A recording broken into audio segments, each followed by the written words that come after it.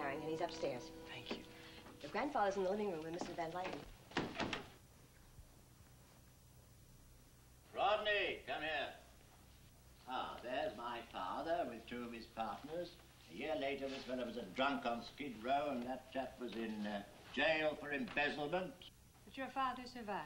Oh, yes, he was a bit of a rascal, a bit of a rogue. I stopped by to see Stephen, but as long as I'm here, congratulations. Thank you. How did you hear? Oh, I beg your pardon. This is another of my grandsons. Rodney had it from Mrs. Van Lyden. It's a pleasure to meet you, Mrs. Van Lyden. Congratulations. Thank you. Well, I suppose I'd have to give you a drink, considering the occasion. Oh, no, that's all right. I'll just pop upstairs. Mary. Your mother was Catherine. That's right. Grandfather, don't bother Mary. Ah, Mary, there you are. We'd have a glass of wine, please. Yes, sir. Thanks. Rodney has his mother's eyes. Oh. Her lips. And chin, stubborn, petulant. Yes, I know I'm home. Sarcastic. You were married to Betty. Yes, that's right. Ah, here we are. Look at that. That's what he looked like when he was born. Look at the petulance, the insolence in that mouth. It's even a at that family age. trait. Family trait. What's the matter with you? Why don't you ask Mrs. Van Lyden some foolish questions? Invite her to visit you at your garage or something. Where are your manners, boy? Well, I didn't mean to be rude, Mrs. Van Lyden. At least have a glass of wine with us. Yes, give him a glass of wine, Mary. Thank you. Thank you, Mary. No, no maudlin incense yet. Toasts from you, thank you very much. Drink your wine and get out of here.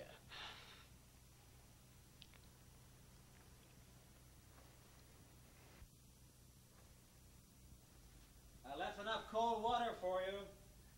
Thanks. This hot weather really grinds me down.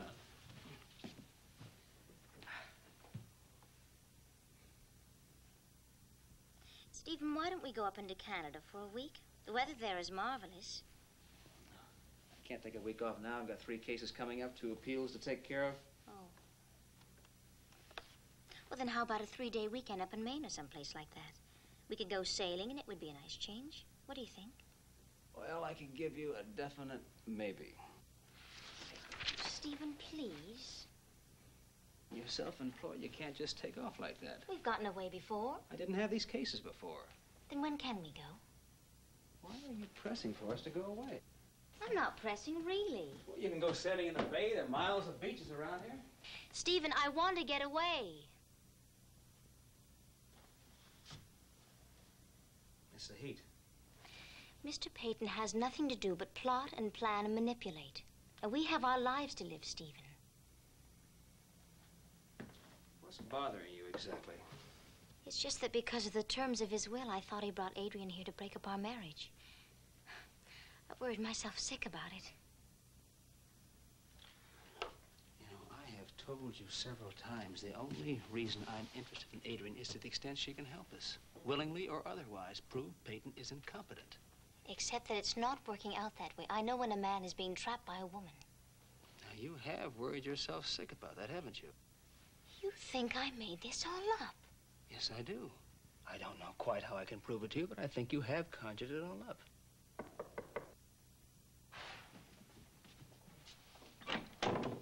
Hey, Stephen, you got a minute? Oh, well, I can wait. Oh, come on in. Come on. You're not interrupting anything. I met her. The next Mrs. Peyton. What do you think of her, Stephen? Oh, she's all right, I guess. All right. I think she's quite a catch for the old boy. Hey, our grandfather's quite a guy, isn't he? I never would have suspected he had the imagination to do something like that. Did you? Well, don't be a sore loser, Stephen. He beat you, you know. Well, come to think of it, he beat all of us. he hasn't won and I haven't lost. Stephen, the game's over. Everybody's gone home. Don't you see that? Don't you see the humor of it? I think it's hilarious. The humor escapes me. You know, come to think of it, he's done us a big favor. How's that? Well, now that he's going to have a new wife, he's got a new heir. Her. And we can stop worrying about who's going to get what when he passes away. That's if he passes away. Well, don't you understand that? I understand. I can stop feeling guilty. I can stop arguing with my father because I turned my back on my grandfather's millions. And the three of us can stop worrying about that ridiculous will of his. Now that he's going to have a wife, that money's going to be her worry, not ours. Well, we're free. It's not that simple. I think it is. Okay, we disagree. Tell you what, Stephen. I feel liberated. I'm happy for you, Rod. Well, come on, you two. Jump up and down or something. Act liberated. See you around.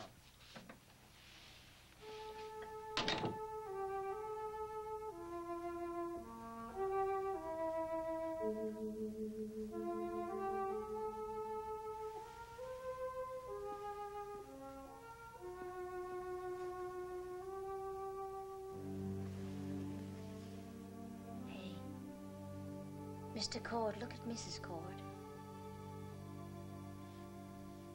Stephen, let's leave this place. Leave? Just like that.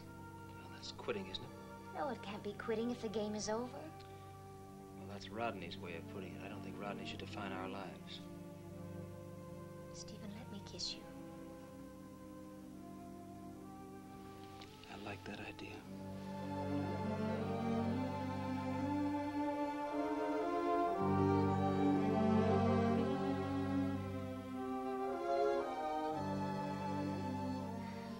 Is a bare room and four walls and you, that's all. I am tired of heavy drapes and big rolling staircases and hallways and musty cellars. And your portrait on the wall? Yes, Stephen, even that. You could never be happy. I can now. I wanted all this, I admit it. It meant so much to me, that house on the hill. The house on the hill? It's theirs now, Adrienne's and your grandfather's. They're entitled to their privacy, Stephen. Let them have it. Let's leave now. I want to drive through that gate for the last time. And I want to look back and watch it fade into the distance. And then I want to turn around again. And I want to look ahead into the future. It's our only chance, Stephen, our last chance. I'm sorry, Betty.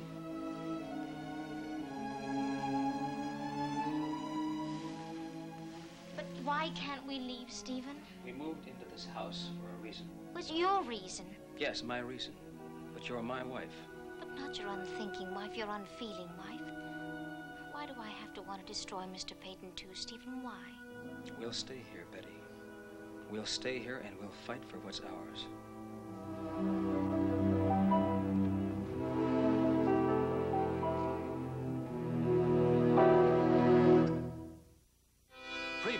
From the continuing story of Peyton Place. Trail runs along the bluff just over the beach. You've had no difficulty finding him. And after I find him? Who am I to advise an expert? The things he tells you, the things he tells me, we've got to smoke him out. Find out what he's up to. Eddie on one side of me, you on the other. I'm being squeezed and I don't like it. One bit.